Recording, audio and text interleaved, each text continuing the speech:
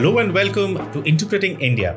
The beginning of 2020 has been defined by a deadly pandemic, precarious geopolitical relations, a sharply contracting economy, and a rapidly evolving technological landscape.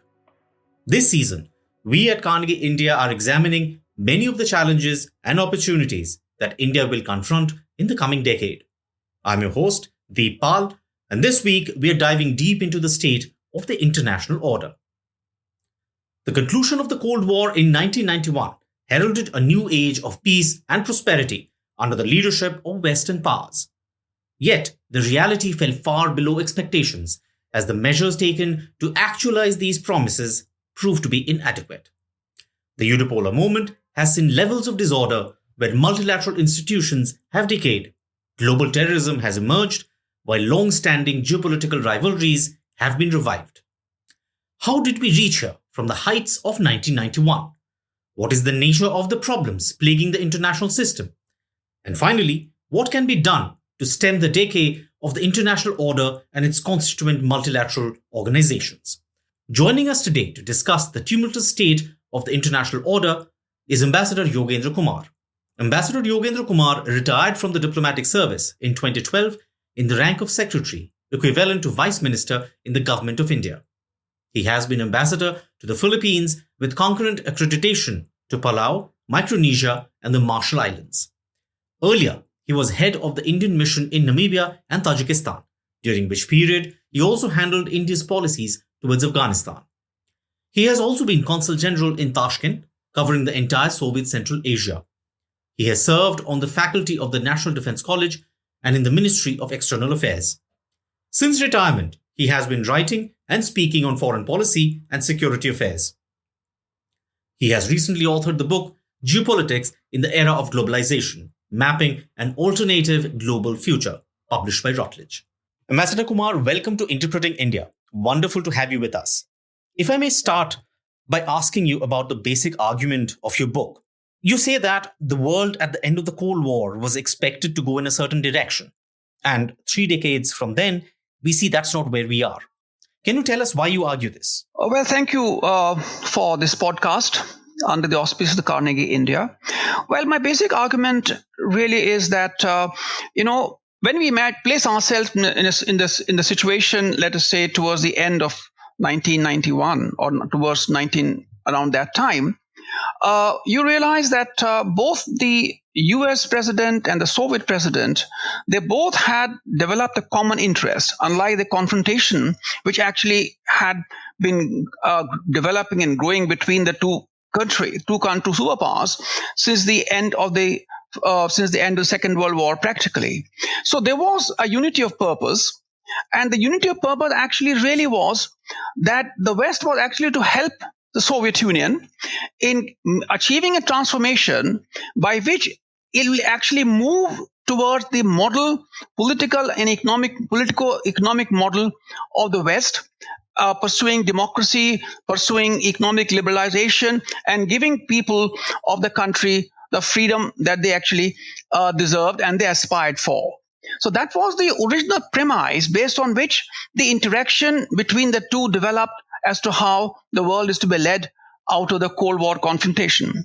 But what actually happened around that time, as I mentioned in my book, that there was a certain degree of ideological triumphalism on the part of the West, especially the US, and that actually triumphalism was in a way rooted in the feeling that it actually, as the Soviet Union was in a phase of decline and in a phase of political transformation, the Soviet Union actually it proved the inherent superiority of the Western, particularly the American politico-economic model.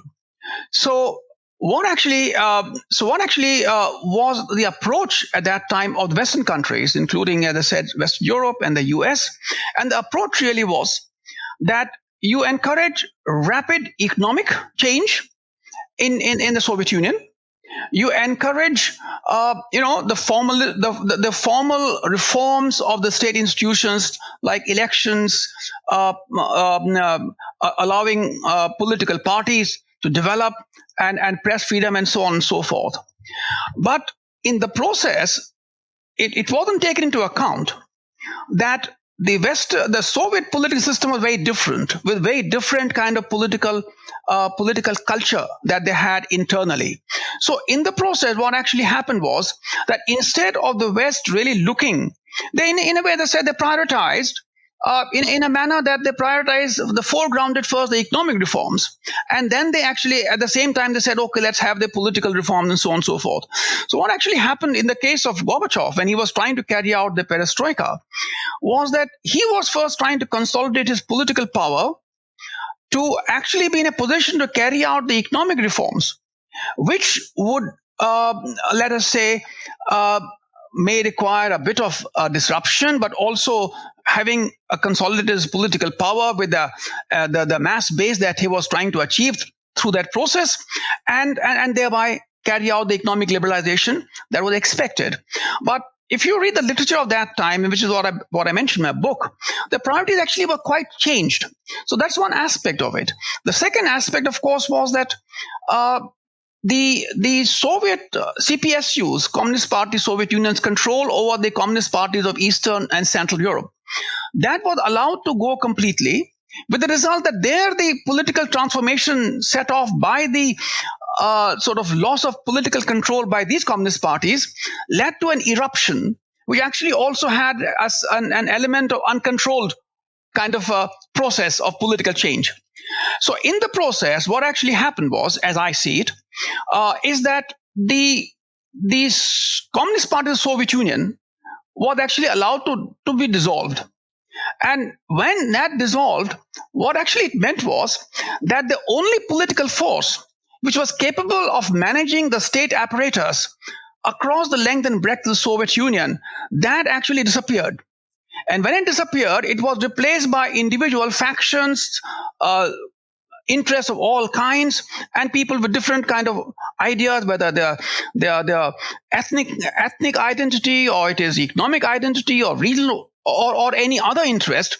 So actually it became that kind of a contest between them, as a result of which you find a chaos developing. So you find that the end phase of Gorbachev was such that he rapidly lost control, and then Yeltsin took over. But when Yeltsin took over, that actually meant the end of the Soviet Union. So at the time when the Soviet Union ended, both President Bush and President Gorbachev actually said what was the intent behind the political transformation in the Soviet Union. And that's a very interesting account. They actually talk about that. I mean, they make formal statements.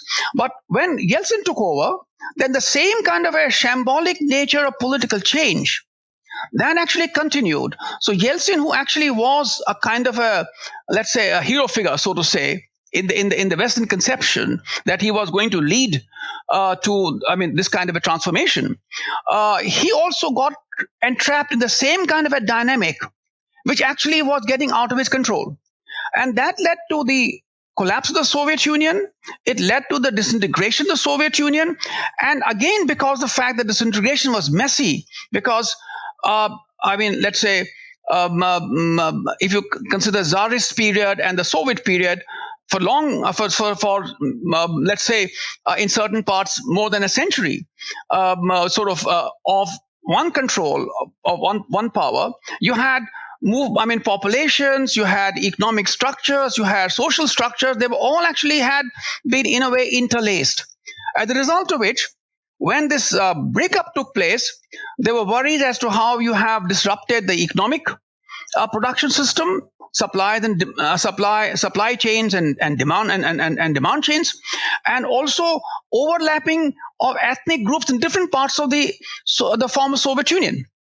The result of that was that there were these kind of, whilst these breakaway states were trying to do their own internal political consolidation as a part of state formation, there was also this kind of a distrust between them and, let's say, the Russian leadership, because the Russians were also worried about the ethnic Russian minorities in these states. And therefore, in a way, it had that kind of a cascading effect.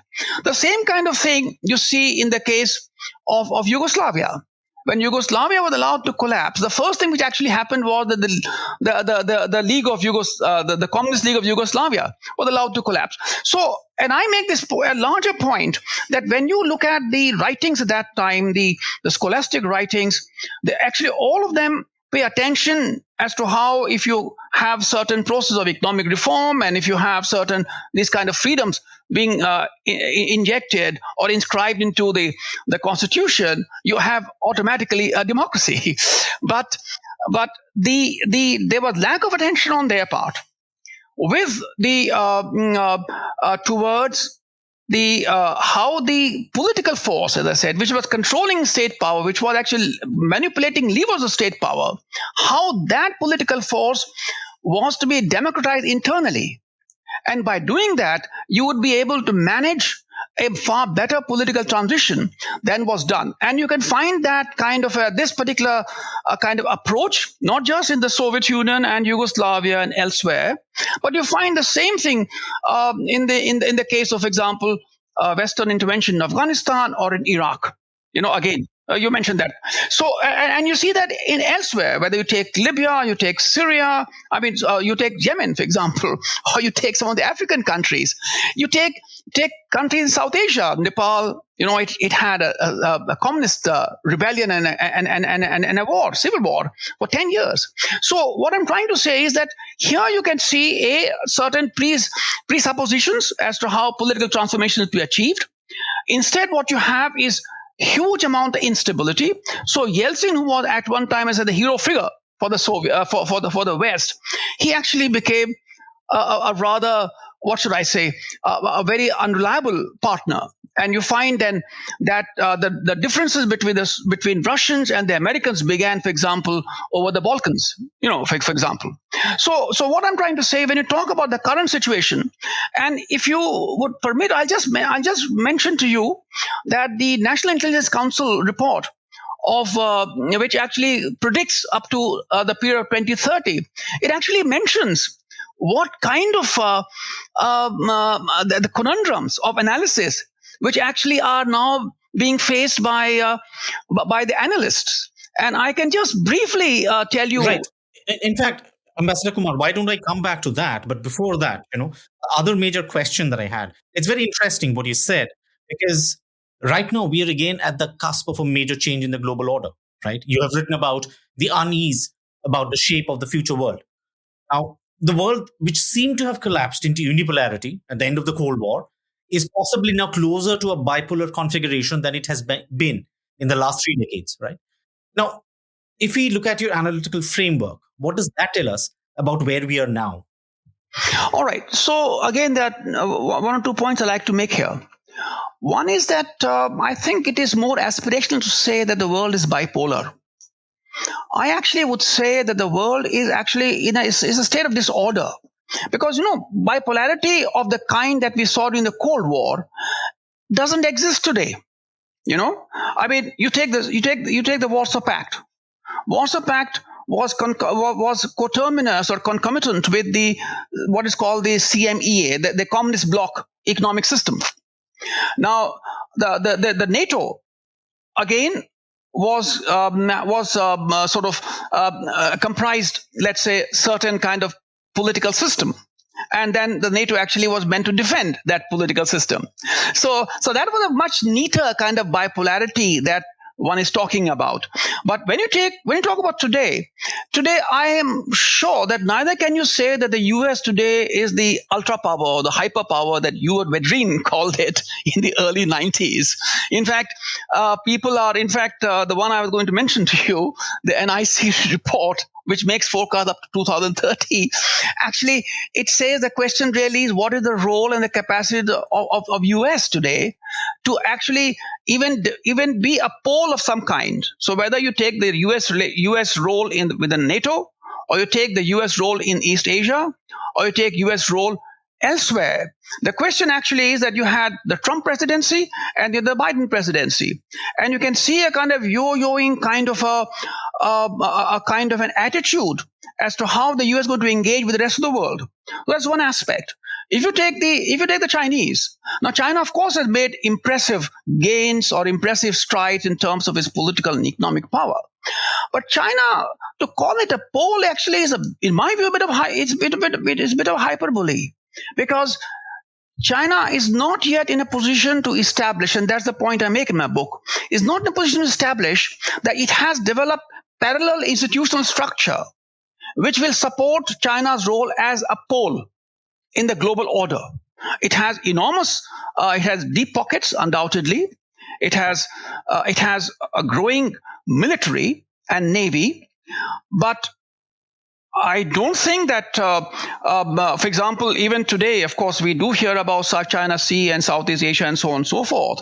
And there are American concerns, and the concerns shared by India and many other countries, that perhaps the balance of power is likely to be tilting in favor of China. But no, balance of power has not tilted in favor of China in South China Sea. Yes, it has grown vis-a-vis, let's say, the other countries, other big powers. Taiwan Strait, for example. You still can't say Taiwan Strait actually is Chinese water, for example, or East China Sea for that matter. So I'm not at all persuaded by the argument that today we have bipolarity. So what today you have is a messy kind of an international order where the existing let's say the Bretton Woods system or the UN sort of system actually as it had emerged at the end of the Second World War, while that system is losing that kind of effectiveness in managing global affairs, there is no other system which has emerged today. And that is why you have this kind of deepening geopolitical distrust, this possibility of military conflict. Now people are talking about that, or the fact that I think I mentioned, I read that in another 10 years, half of the world's poor would be living in collapse or fragile states.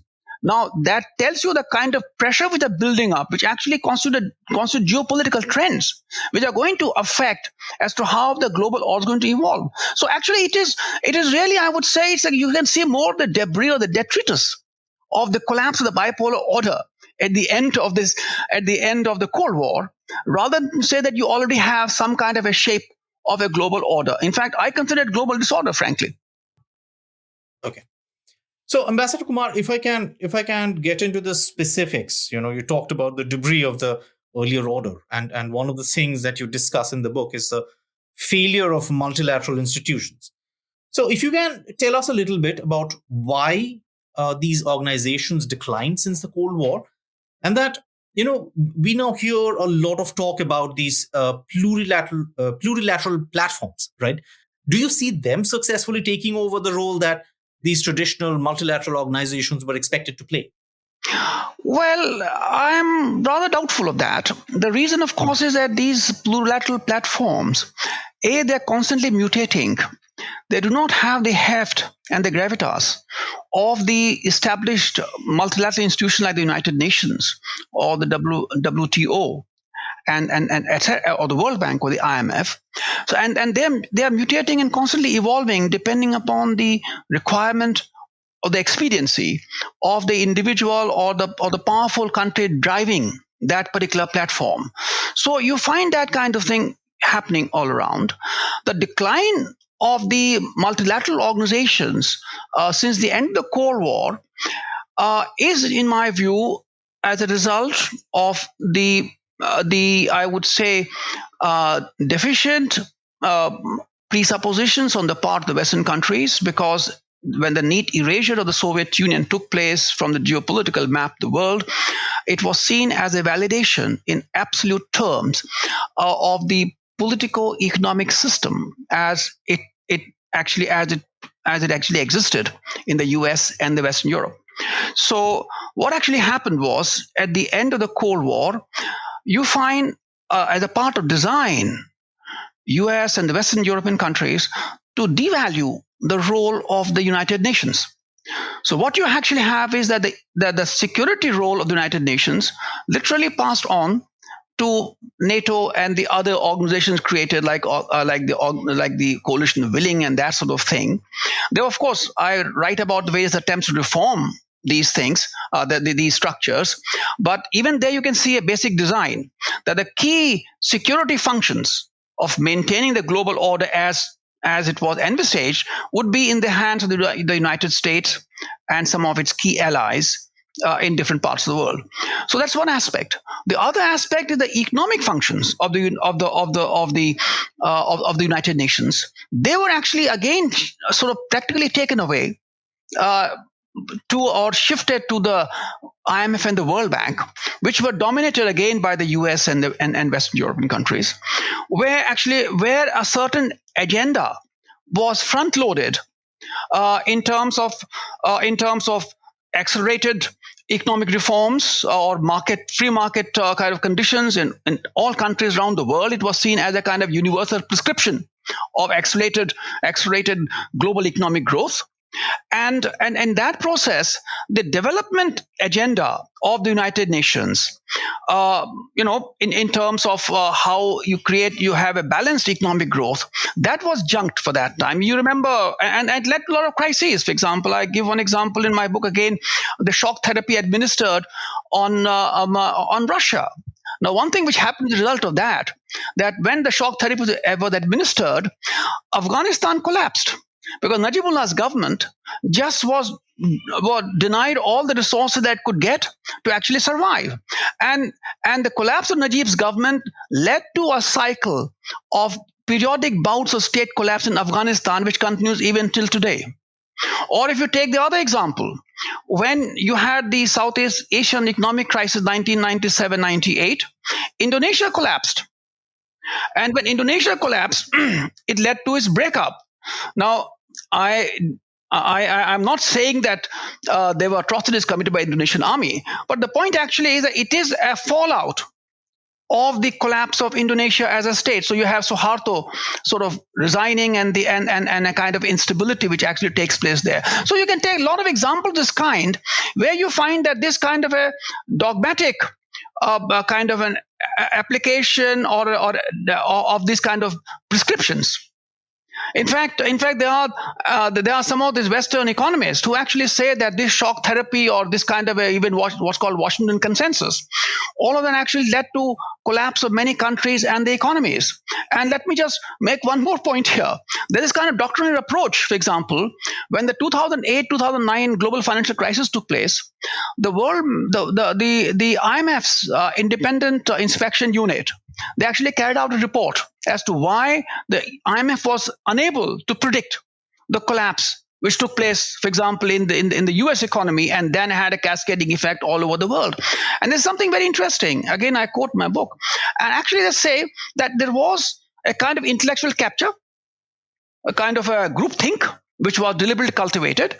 And there was a certain bit of political kind of pressure or nudging or whatever, because of which a certain doctrinaire prescriptive approach was adopted, because of which this kind of crises erupted, beginning with the US itself, and from that point onwards, generating a sentiment against globalization, even amongst the US and the European public. And you can find that the 2008 crisis, it leads to the crisis in Europe. It leads to Eurozone crisis, leads to collapse of Greece, and it goes on like that.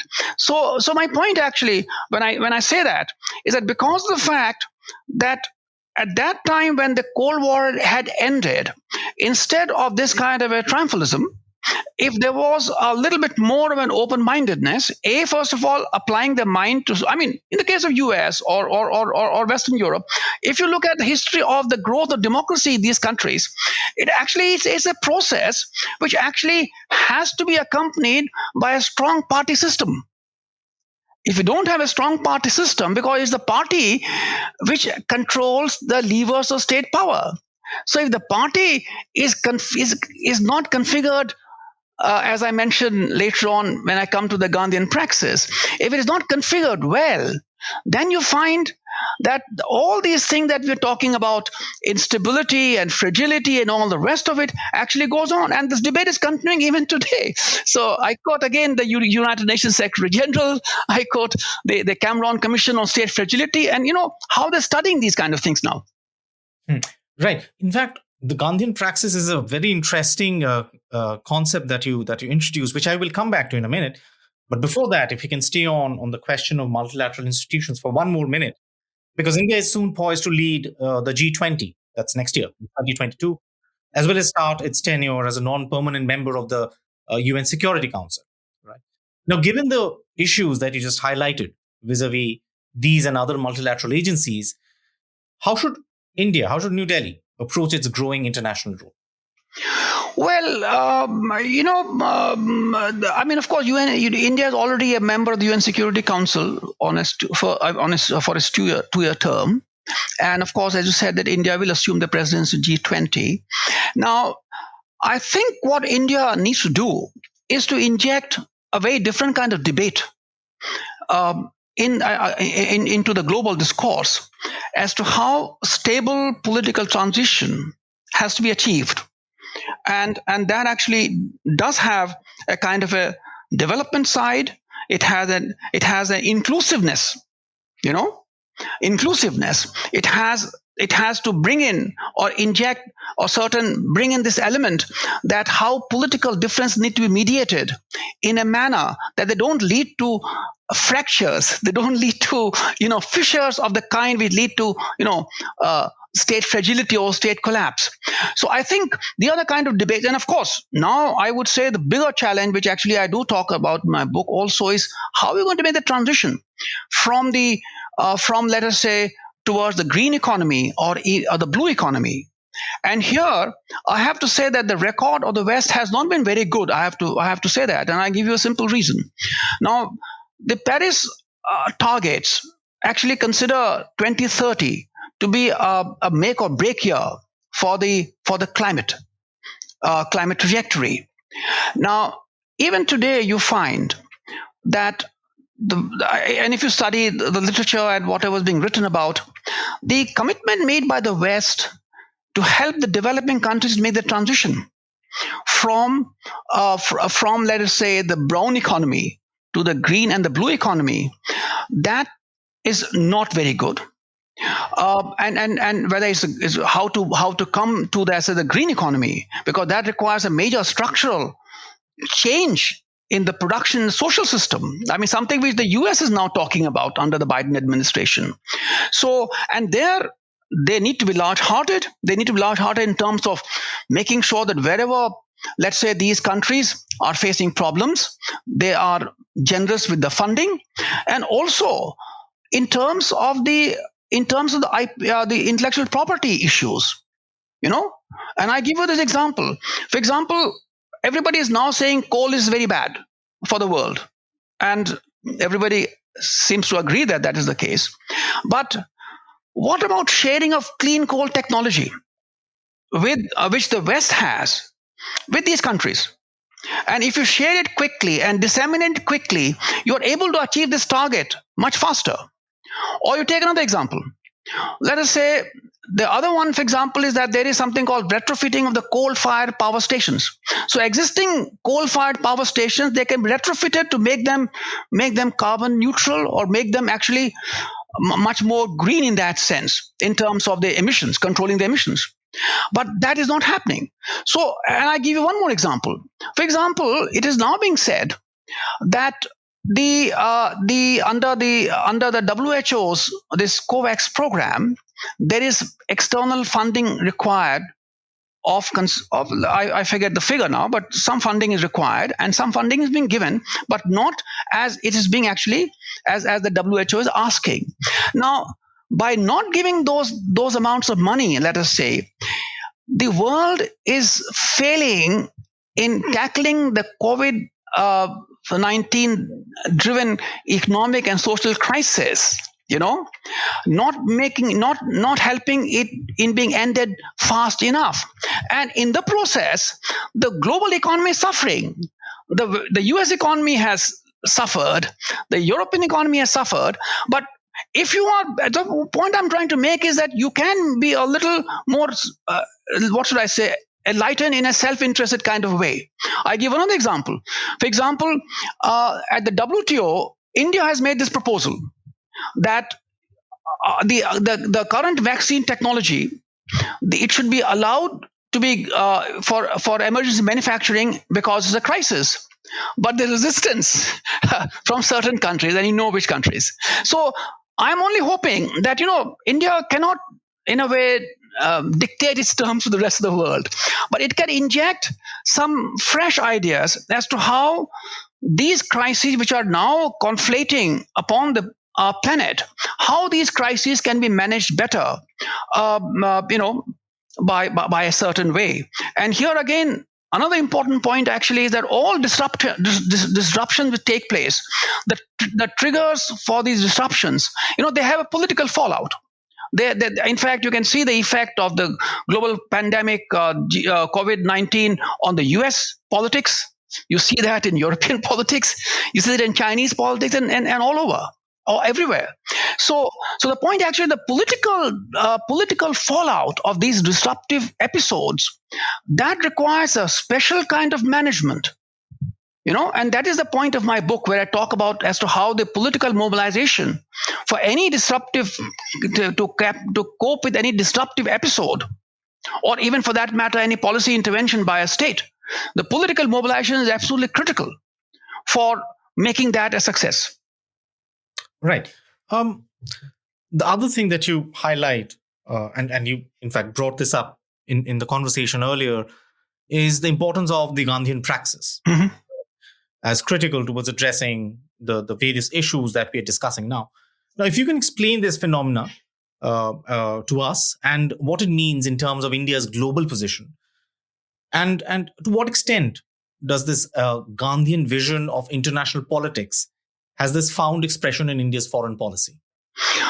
Right. So, the significance of Gandhian techniques of mobilization actually I think it needs to be relooked, because when Gandhi appeared on the political scene in India, the national freedom struggle was actually at a fork.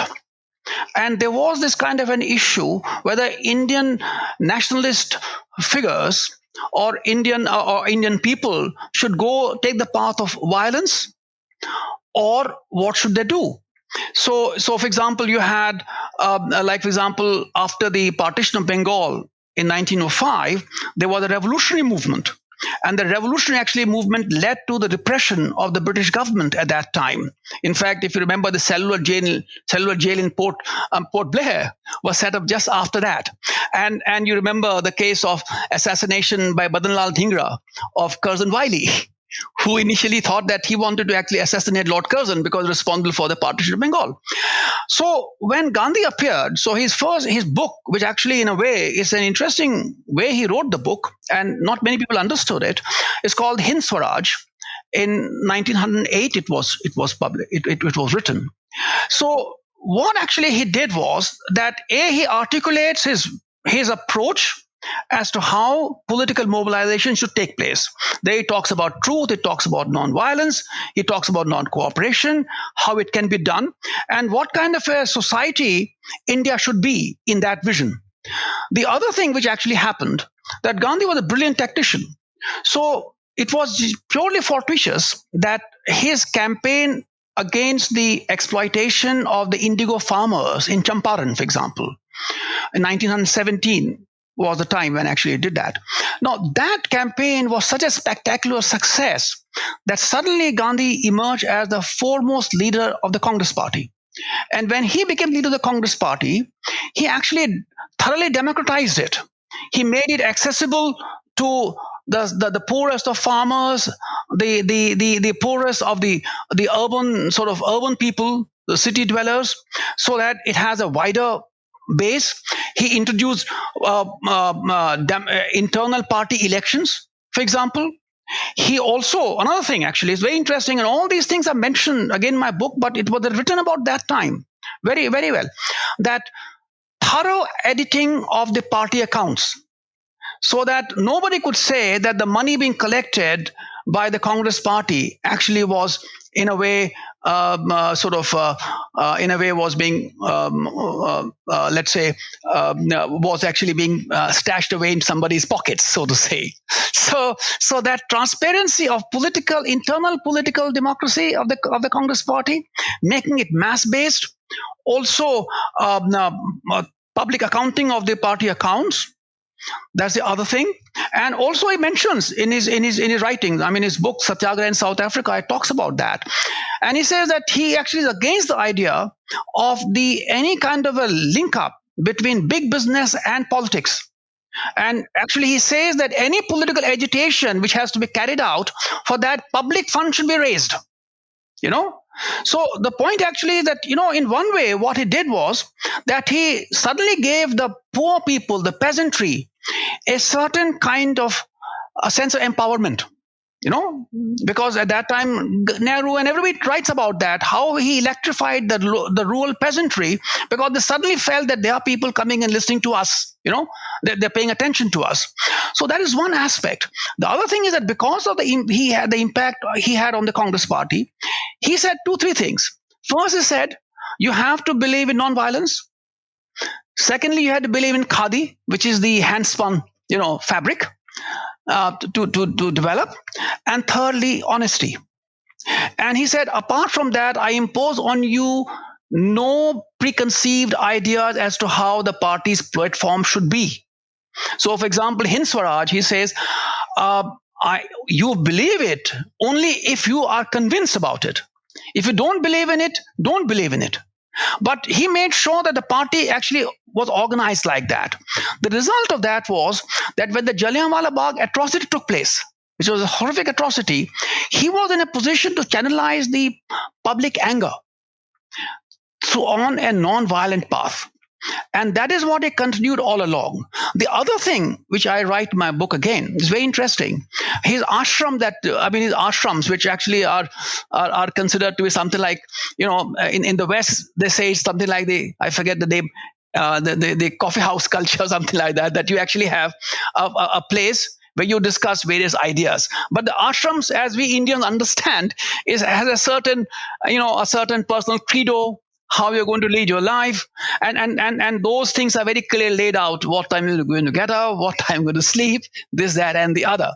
But the interesting thing about that, and again, I mentioned in my book that the people who are attracted towards it, and Nehru also writes about it, so many other people write about that those ashrams he used to develop ideas as to how the social transformation is to come about.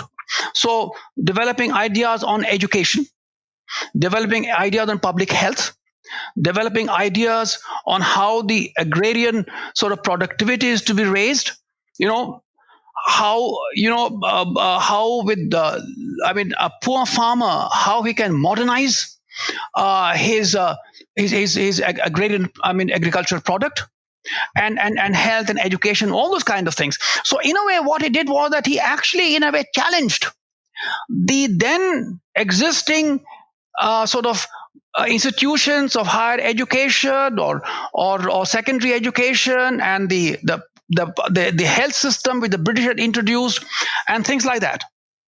So what I'm trying to say is that this control continued right till the end, and therefore what actually happened in 1947 was that the party was able to step into the position of power, of governance, without any disruption, because the party actually had prepared itself for that. But the other thing which is important is that the sense of self effacement. And I give you the example again in 1947.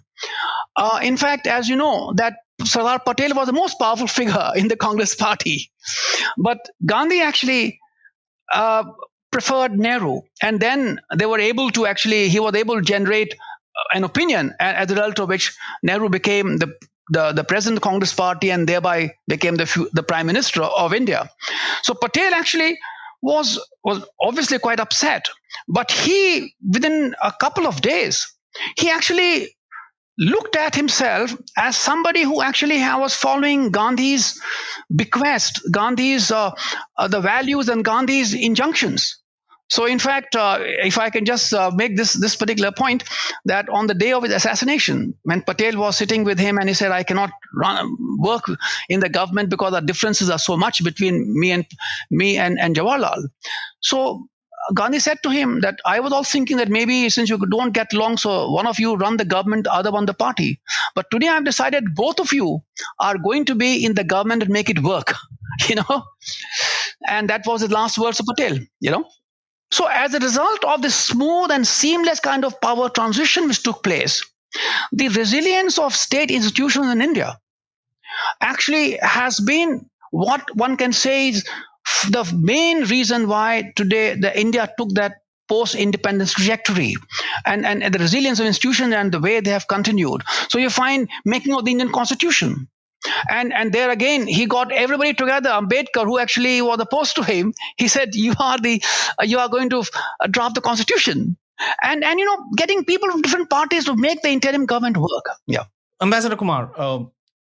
Now, circling back to the main argument that we started this conversation with, as we record this today, we are in the middle of a global pandemic, and the response of the major states over the past year obviously have left quite something to be desired. Now, my question is, how do you see the international system addressing issues such as future pandemics or climate change and political fragility and so on? Would you believe that there have been progressive structural changes in the international order that can help? I think you need to really learn very hard lessons from the current pandemic. Because we all know that the pandemic was badly handled, and you can begin as to how it arose in China. Its transmissibility, its lethality were actually kept under wraps in China, and there have been now the leaked documents from China have been published in the papers, where they said that there was mishandling of the pandemic, the outbreak of pandemic in China in the early weeks, and you can say, I mean, if you say maybe early months. So the point actually is that I would say that's one aspect, a very critical aspect. The other aspect is that the outbreak of pandemic is not something which was not anticipated. In fact, we all know the US, and everybody's talking about in fact, all these strategy report that you read, outbreak of pandemics is actually mentioned as a given.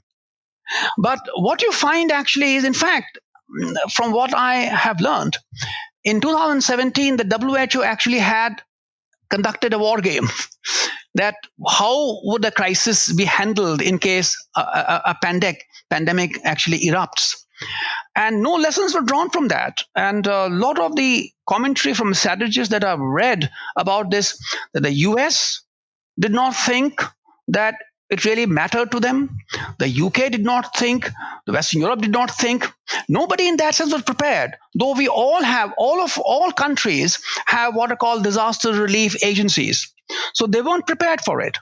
So I would actually say that I would draw basically two lessons from this. One is that we need to develop institutions, national institutions, and then actually link up with global institutions where you actually are prepared for all kind of contingencies as far as disasters are concerned. So it begins at the very top, at the national leadership level, but it has to come down to community levels. Because the local communities have to be geared and to be prepared through constant sort of training and reskilling and so on and so forth to handle different kind of disasters, as they arise. Because disaster response during earthquake is different from, let's say, a pandemic. I'm giving one example, but you can just keep thinking, and you have to constantly keep on wargaming about these things, that what kind of things might actually happen. So you need that kind of a structure, and that structure again requires, I would say, a lot of hard-headed analysis and a lot of work together on this. That is one aspect. The other aspect I would say is that this temptation, and I would again say, I think I would actually say that China should have played a better role, frankly, that these crises should not be seen as a kind of a geopolitical opportunity. So the aggressiveness that you found, that, in the sense that you thought that just because you've been able to control the pandemic faster than anybody else, therefore you can then start readjusting power relations internationally. Whereas actually it's not a question of power relations, it's more the question of survival of the global community, the global society. So those lessons need to be drawn. And another aspect, which is where what I say in the book about how political consolidation, political management, mobilization is very important, is that, this crisis, for example, has taken place for over a year. That is, now, we just celebrated or mark the anniversary of the outbreak of the crisis in India. Now, a crisis of this magnitude stretched across, let's say, 12 months, 13 months, 14 months, actually is a bigger challenge than any kind of challenge one has faced before. Two things. First of all, it is not very easy to sustain the national willpower to continue with that, because a whole lot of issues keep coming up. Like today, you find that in many places people are sort of protesting against lockdowns, as an example I'm giving, or the issue that there is a kind of a dilemma as to you want to protect public health or you want to reignite or refire the economy. These are major policy issues that all national leaders actually had to face. So that's one side of it. So you have to see how you're going to prepare your political mobilization capabilities, that the national willpower does not flag, does not weaken during a protracted crisis. And mind you, this is just one crisis. We had another crisis on our border. So you can have multiple crises erupting at the same time. So it requires a lot of, as I said, war gaming and strategic thinking and scenario building and so on and so forth. Yeah. Right.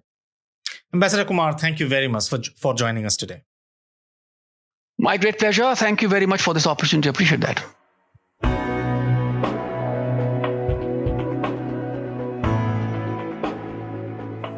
We'll be back in 2 weeks with a new episode. To make sure you don't miss it, be sure to subscribe on Apple Podcasts, Spotify, Stitcher, or wherever you get your podcasts. To learn more about our research and team, you can visit us at carnegieindia.org. You can also find us on social media on Twitter, Facebook, and Instagram. Thank you for listening. See you next time.